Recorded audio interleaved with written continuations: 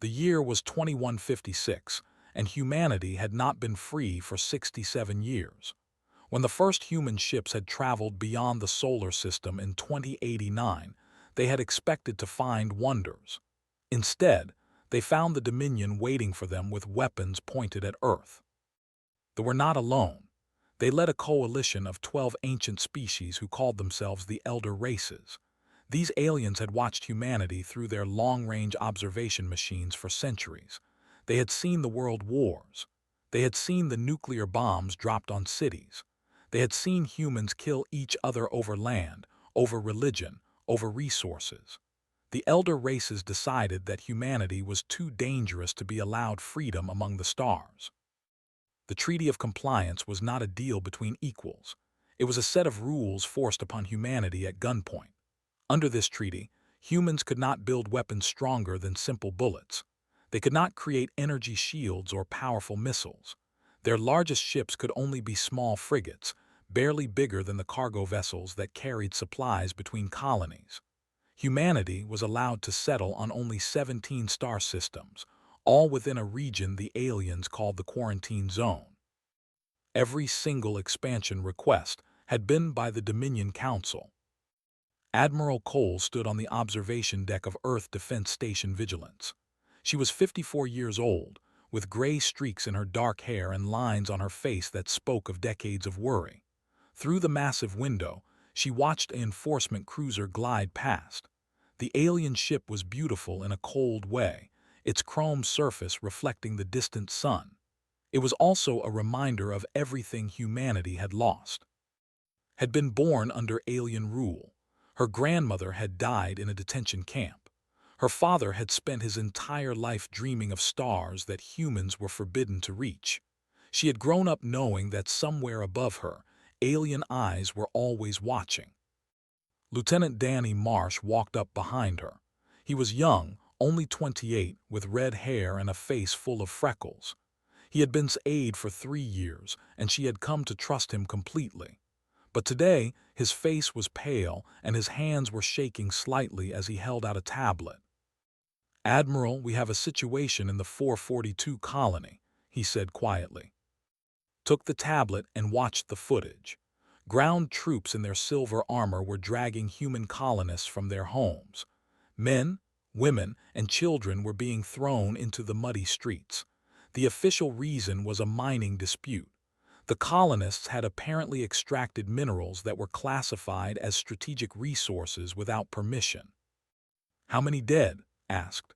Her voice was steady, but inside she felt something cold and hard forming in her chest. 17 confirmed, including 4 children. On the screen, a soldier struck an old man who had fallen to his knees. The old man's white hair was stained with blood. Around him, other colonists were forced to watch, their faces filled with helpless rage. Had seen footage like this before. Everyone had. They did not hide their cruelty. They wanted humanity to see it. They wanted humans to remember what happened to those who stepped out of line. "They are testing us again," said. Danny nodded slowly. "Or they have stopped caring whether we pass the test." Handed back the tablet. 67 years. That was how long humanity had bowed and scraped and apologized for the crime of existing. That was how long they had watched their people be beaten, imprisoned, and killed for minor violations of rules they had never agreed to follow. The Elder Races called humans dangerous, but they had taken away every tool humanity had to be dangerous. All that remained was the anger buried deep but never forgotten. What the aliens did not understand was that anger was a tool too, and it was one that no treaty could take away. "Get me a secure channel to Admiral Hector Vance at Lunar Command," said. "Use the Black Protocol encryption." Danny hesitated. "Admiral, that encryption is only for emergency situations." "This is an emergency. It has been an emergency for 67 years. We have just been too afraid to admit it." Danny still did not move. "What are you planning?" Turned from the window and looked at her young aide. She saw the fear in his eyes, but she also saw something else. Hope. the desperate, dangerous hope of someone who had lived their entire life in chains and suddenly saw a chance to be free. "Have you ever heard of Ghost Protocol?" she asked. Danny's face went even paler. "That is just a rumor, a story people tell in bars when they have had too much to drink." "It is not a rumor. It is real. For 40 years, humanity has been building in secret, hidden shipyards in asteroid fields, weapons factories disguised as mining operations, training programs hidden within civilian organizations. We have been preparing for the day when we would finally fight back." "But the treaty inspections," Danny protested. "The satellites, how could we hide something that big?" "By being patient, by being clever, by letting them believe that we were broken," smiled, but there was no warmth in it. "They think they know everything about us. They have watched us for so long that they believe they understand us, but they only see what we allow them to see." Danny was quiet for a long moment. When he spoke again, his voice was barely a whisper. "If we do this and fail, they will destroy us, not just defeat us. They will wipe humanity from existence." "Yes," agreed. "That is the risk. But I want you to think about something, Danny. Think about those children on. Think about your own parents, your friends, everyone you have ever known. Now ask yourself this question. Is the life we have now really worth living? Is survival without freedom actually survival at all?" Danny did not answer. He did not need to. The answer was written on his face. "Get me that channel," said, "and then wake up the Ghost Protocol team. It is time for humanity to stop being afraid." Danny nodded and turned to leave. At the door he stopped and looked back. "Admiral, whatever happens, I want you to know that I am with you, all the way." Felt something loosen in her chest. It might have been fear, it might have been hope. She could not tell the difference anymore. "Thank you, Danny. Now go. We have a war to start." As her aide left, turned back to the window. The cruiser had moved on, continuing its patrol around Earth like a shark circling wounded prey. But sharks could be killed, empires could fall, and humanity, for all its flaws, had never been good at staying down. The chains were about to break, and when they did, the galaxy would finally learn what it meant to take humanity seriously. The treaty was torn apart on a Tuesday morning. It began at exactly 6 o'clock Earth Standard Time. Across 12 different star systems, 17 human cargo vessels suddenly stopped responding to communication signals. The alien patrol ships sent warning messages, then threats, then finally moved to intercept the silent vessels.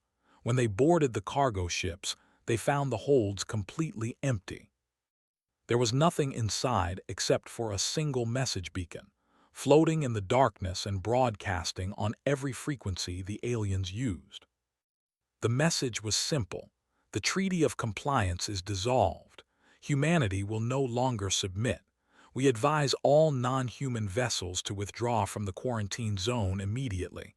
You have been warned. Within minutes, the message had spread across the entire galaxy. Alien news networks interrupted their regular broadcasts.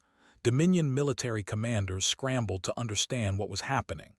On 100 different worlds, species who had ruled the stars for thousands of years stared at their screens in disbelief. The humans, the primitive and broken humans, had just declared war on the most powerful alliance in galactic history. Admiral Hector Vance watched the chaos unfold from his command center. The room was buried 3 miles beneath the surface of Earth's moon, hidden behind layers of rock and metal that no alien scanner had ever penetrated. Hector was 71 years old. His face looked like it had been carved from stone, all hard angles and deep lines. His eyes were the color of winter ice, and they had seen too many friends die under alien rule. "They are mobilizing," reported Captain Lisa Grant. She was a small woman with short black hair and fingers that moved across her control panel faster than most people could think. 6 battle groups are heading toward Earth. They are bringing their void carriers out of their docks. The collective is activating their home system defenses. "How long until the first ships reach Earth?" Hector asked. 18 hours, sir." Hector nodded slowly. 18 hours. It seemed like such a short time, but humanity had been preparing for this moment for 4 decades. Every cargo ship that crossed between human colonies had a hidden compartment filled with weapons. Every mining station had launch tubes concealed behind fake walls. Every colony that had suffered under cruelty had been quietly training its citizens in combat tactics that the elder races had forgotten long ago. The aliens had grown comfortable in their power. They had not faced a real threat in centuries. They had forgotten what it was like to fight an enemy who had nothing left to lose. "Begin Operation Prometheus," Hector ordered. His voice was calm, but his heart was pounding in his chest. "And may whatever gods are listening forgive us for what we are about to do." Across human space, the hidden war machine came to life. Shipyard doors that had been disguised as asteroid mining facilities slid open, revealing the vessels that had been built in secret over 4 decades. These ships were nothing like the small frigates the treaty allowed. They were massive, bristling with weapons that humanity was never supposed to possess. Their hulls were painted black, designed to blend into the darkness of space. On Earth, defense platforms that everyone believed were simple communication satellites revealed their true nature. Hidden panels opened to show weapon batteries capable of firing energy beams that could cut through shields like paper through water. Underground bunkers released swarms of drones that had been waiting in storage for years. Commander Grace stood on the bridge of the Defiant, the first of the new Titan-class battleships. The ship was enormous, nearly a mile long, with enough firepower to take on an entire squadron. Grace was 38 years old, with brown hair cut short for practicality and eyes that never seemed to rest. She had 2 young sons back on Earth, ages 7 and 9. She had not seen them in 3 months. She might never see them again. But when she thought about the world her sons would inherit if humanity did nothing, she knew that any price was worth paying. "All stations report ready," said her tactical officer, Lieutenant Chris Palmer. He was young and nervous, fresh from the academy. His hands were shaking slightly, but his voice was steady. "Enemy fleet dropping out of hyperspace near Jupiter," reported the sensor operator. "Counting 15 dreadnoughts, 40 cruisers, and approximately 200 support vessels." Grace felt a cold weight settle in her stomach. They had sent an overwhelming force, expecting to crush any resistance quickly and brutally. They did not know what was waiting for them. "All batteries target the lead dreadnought," Grace ordered. "Fire on my command." The bridge was silent except for the hum of the engines and the soft beeping of the control panels. Every officer knew that the next few seconds would change everything. Either humanity would prove that it could fight, or they would all die in the cold darkness of space. Grace watched the enemy ships grow larger on the main screen. They were beautiful in a terrible way, their silver hulls gleaming in the reflected light of Jupiter. They moved with the confidence of predators who had never known defeat. "Fire," Grace said. The Defiant shook as its main guns released their first volley. Beams of concentrated energy crossed the void in less than a second, striking the lead dreadnought directly in its center mass. For a moment, nothing happened. Then the enemy ship's shields flickered, flashed, and collapsed. The second volley punched through the hull like a fist through glass. The dreadnought exploded in a ball of white fire. Across the human fleet, other ships were firing as well. The formation, caught completely off guard, tried to reorganize. Their commanders screamed orders, demanding to know how the humans had obtained such weapons. But there was no time for answers. The second dreadnought was already burning. Then the third. The battle lasted 6 hours. When it was over, the space around Jupiter was filled with wreckage. 3 dreadnoughts had been completely destroyed.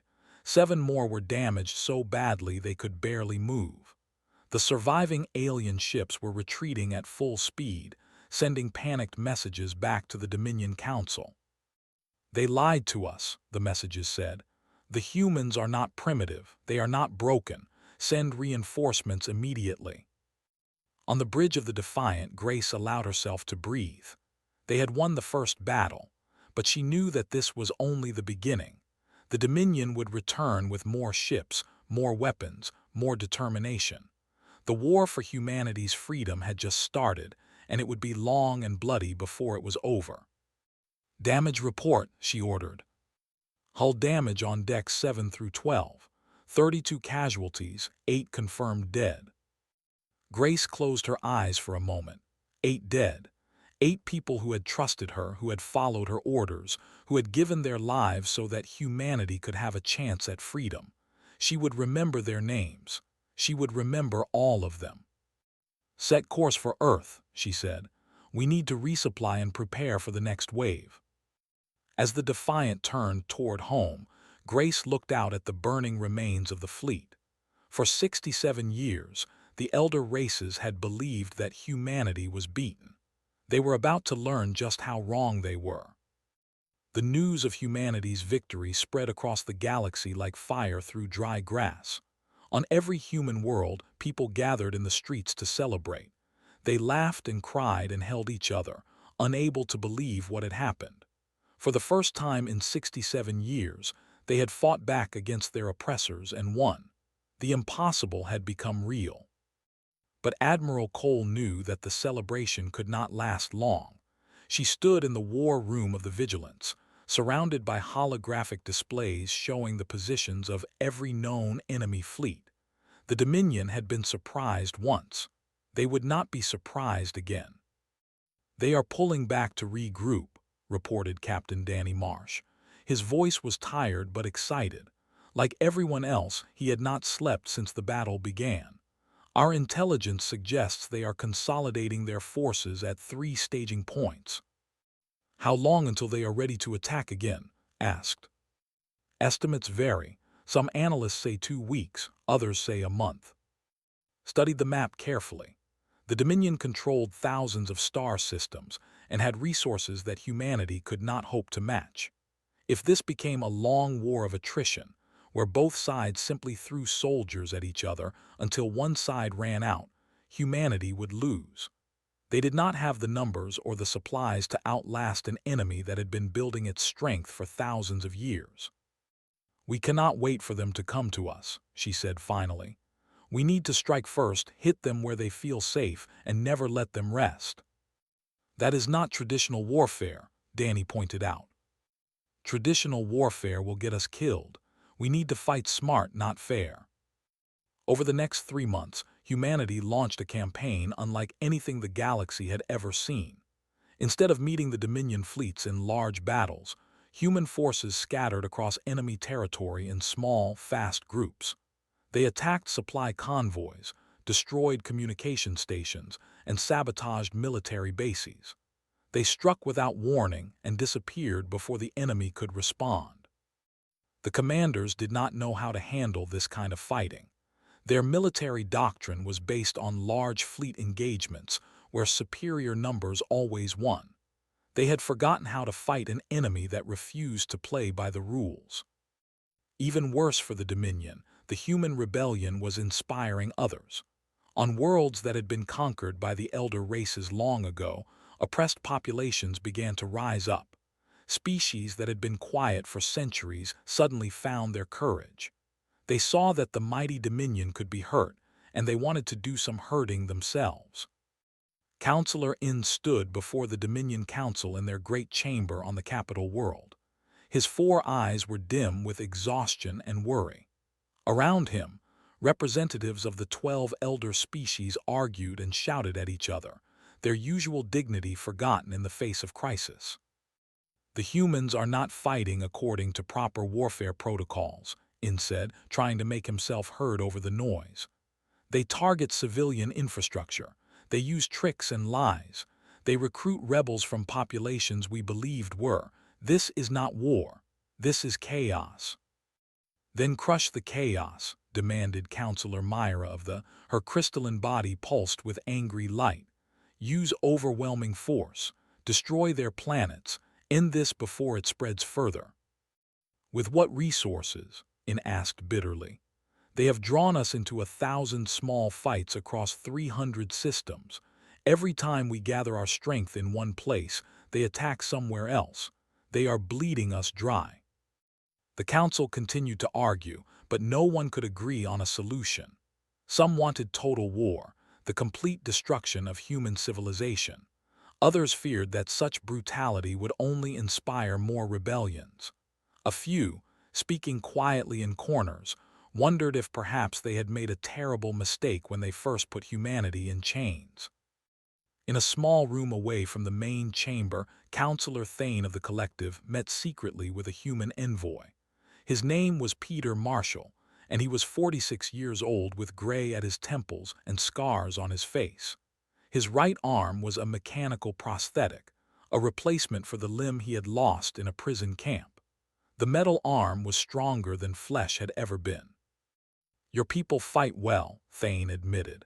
His voice was soft and musical, the natural sound of the species. "But you must know you cannot win. The Dominion has reserves you cannot imagine, fleets you have never seen. If we commit everything, we will overwhelm you eventually." Peter smiled, but there was no happiness in it. "Maybe, but how long will that take? A year, 10 years, 100? And how many of your people will die in that time? How many worlds will burn?" "You would accept mutual destruction." "We would accept anything over slavery. That is something your council never understood about humans. We would rather die on our feet than live on our knees." Thane was silent for a long moment. He was old for his species, nearly 300 years. He had seen empires rise and fall. He had watched the Dominion grow from a small alliance into the greatest power the galaxy had ever known.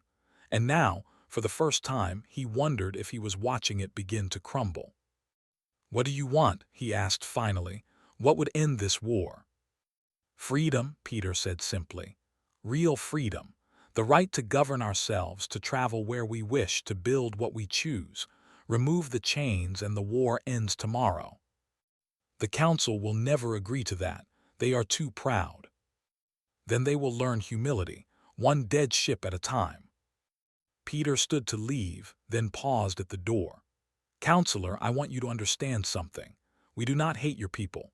We do not want to destroy the Dominion or conquer your worlds. All we ever wanted was to be left alone, to find our own path among the stars.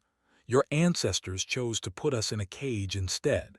Now you are discovering that the creature in the cage has claws." After Peter left, Thane sat alone in the darkness for a long time. He thought about the war, about the death toll that grew higher every day, about the colonies burning on both sides. He thought about pride and fear and the terrible price of both. The next morning, he sent a secret message to Admiral Cole. It contained coordinates for a meeting place and 3 words that would change the course of the war. "We should talk." Received the message in her quarters aboard the Vigilance. She read it 3 times, looking for tricks or traps. Finding none, she made a decision that would either save humanity or doom it completely. She agreed to meet. The secret talks between Cole and Counselor Thane had barely begun when disaster struck. The High Command, desperate to end the rebellion before it could spread further, launched a massive assault on the human colony of New Haven. New Haven was special to humanity. It had been one of the first colonies established after the Treaty of Compliance, built on a world that the Dominion considered worthless. The settlers had transformed barren rock into green fields and shining cities through decades of hard work. 2 million people called New Haven home. It was proof that humanity could create beauty even in chains. They sent 50 warships. The colony's defenses held for 3 hours. The small garrison fought with everything they had, knowing that help could not arrive in time. When their ships were destroyed and their ground batteries ran out of ammunition, they fought with rifles. When the rifles were empty, they fought with knives and bare hands. They did not surrender. They did not beg. They simply died, trying to give the civilian population time to reach the underground shelters. It was not enough. The bombardment lasted for 6 hours. When it finally stopped, New Haven was a graveyard. The beautiful cities were rubble. The green fields were black ash. Of the 2 million people who had lived there, fewer than 400,000 survived, huddled in shelters that had been built for a fraction of that number. Sergeant Bate Carter was among the survivors. Before the war, she had been a schoolteacher. She had taught children about the stars, about the history of human exploration, about the dream of one day traveling freely among the galaxies. Her classroom had been in the basement of a school building, which was the only reason she was still alive. Bate crawled through the rubble, searching for any students who might have sheltered in the building. Her hands were bleeding from digging through broken concrete. Dust filled her lungs with every breath. Above her, the sky was dark with smoke and the distant flames of still-burning fires. She found 7 children in what remained of the basement shelter. 2 of them were still breathing. A girl named Sophie, 8 years old, and a boy named, who was only 6. Bate carried them out one at a time, her body screaming with exhaustion but refusing to stop. Across the human territories, news of the New Haven massacre spread quickly. But instead of breaking humanity's spirit, it hardened it into something sharper than steel. Recruitment centers were flooded with volunteers. Factories that were already running at full capacity somehow found ways to produce more weapons, more ships, more supplies. Scientists who had been working on defensive systems switched their focus to creating weapons that would make the pay for every drop of human blood they had spilled. Admiral Hector Vance addressed humanity in a broadcast that reached every colony, every ship, every hidden base. "They believe that cruelty will break us," he said. His voice was calm but filled with cold fury. "They have not studied our history well enough. Every scar they give us is a reminder of why we fight. Every grave they fill is a debt we will collect. We did not start this war, but by everything we hold sacred, we will end it." The counteroffensive began 3 days later. Commander Grace led the assault on the shipyards at Nexus Prime. This was the largest military construction facility in all of Dominion space, the place where the mightiest warships were built. Destroying it would cripple the enemy's ability to replace their losses. The human fleet jumped into the system under cover of a massive electronic warfare attack that blinded the enemy sensors. By the time they realized what was happening, Grace's ships were already among them, firing at point-blank range where their superior firepower could not miss. The battle was brutal.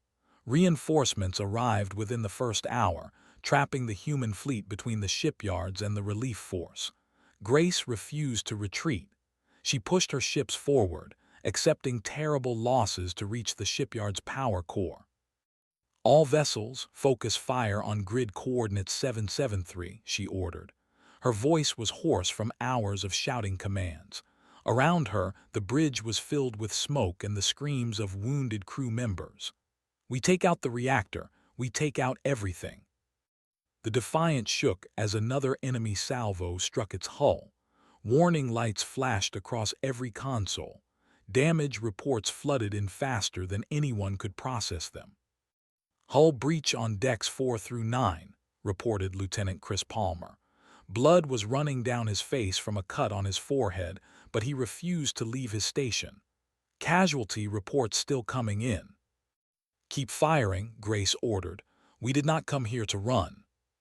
The concentrated firepower of the surviving human ships punched through the shipyard's shields, then through its armor, then into its reactor core. The explosion was visible from orbit around the system's outer planets. The shipyard, along with the dozens of warships still docked inside, was completely destroyed. But the victory came at a terrible cost.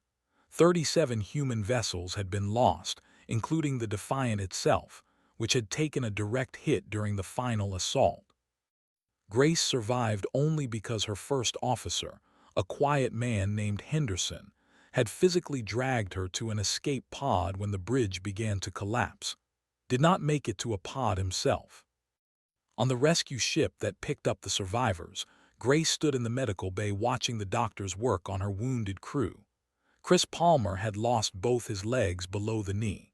The ship's navigator, Tony, was in a coma from which the doctors were not sure he would ever wake. Ensign Maria Santos had burns covering most of her body and would need months of treatment to recover. Captain Danny Marsh arrived to debrief her. He looked as tired as she felt, his eyes red from lack of sleep and unshed tears. "Was it worth it?" he asked quietly. Grace watched a medic holding the hand of a dying officer, speaking soft words of comfort in the young man's final moments. She thought about Henderson, who had saved her life at the cost of his own. She thought about all the friends she had lost, all the people who would never go home again. "I do not know," she admitted. "Ask me when it is over." The war had already lasted 8 months. Intelligence suggested that the Dominion was finally beginning to waver. The loss of Nexus Prime had been a devastating blow. The ongoing rebellions on dozens of conquered worlds were stretching their resources thin. Secret communications intercepted by human intelligence showed that some council members were beginning to argue for peace. But Cole knew that the fighting was not over yet. The Still controlled the military, and they would not surrender easily. More battles would be fought. More people would die. She looked at the casualty reports from Nexus Prime and felt the weight of every name on the list pressing down on her shoulders. This was the price of freedom. This was what it cost to break the chains. She could only hope that, when the war finally ended, the survivors would agree that the price had been worth paying. The war ended on the anniversary of the day humanity had torn up the treaty. It was not a dramatic moment with ceremonies and cheering crowds. There was no signing of documents before the galaxy's media networks. Instead, Counselor In simply appeared via holographic communication in Admiral Cole's quarters aboard the Vigilance. His 4 eyes were dim and tired. His voice, once commanding, now sounded like that of a very old being who had seen too much death. "We acknowledge your independence," he said. "The Treaty of Compliance is void. Humanity is free to govern its own affairs, to expand to whatever star systems it can claim, to develop whatever technologies it chooses. We ask only for peace." Studied the alien's face for a long moment, searching for any sign of deception.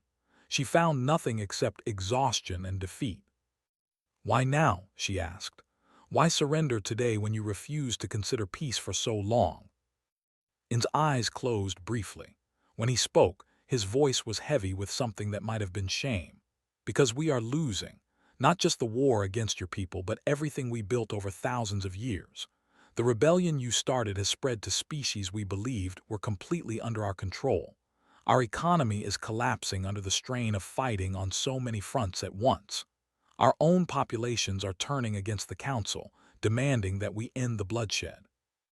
He paused, then continued in a quieter voice. "You have not just defeated us in battle, Admiral. You have broken the idea that the Dominion is unbeatable. That idea was the foundation of our entire civilization. Without it, we are falling apart." Let his words sink in. For 67 years, the Dominion had ruled the galaxy through a combination of military power and the belief that no one could challenge them. Humanity had proven that belief wrong, and once one species showed that the Emperor had no clothes, others found the courage to look for themselves. "We accept your surrender," said finally, "but understand this clearly. We will never forget what was done to our people. We will never allow ourselves to be put in chains again. If anyone or otherwise ever tries to subjugate humanity in the future, our response will be swift and absolute. There will be no second treaty. There will be no second chance." "I understand." "One more thing, Counselor. The colonies your people destroyed, the civilians your soldiers murdered, the generations of freedom you stole from us. You will pay reparations to every human world that suffered under your rule. You will acknowledge your crimes publicly. And you will live with the knowledge that the species you dismissed as primitive animals brought your empire to its knees." In bowed his head in acceptance. "It will be done." The communication ended.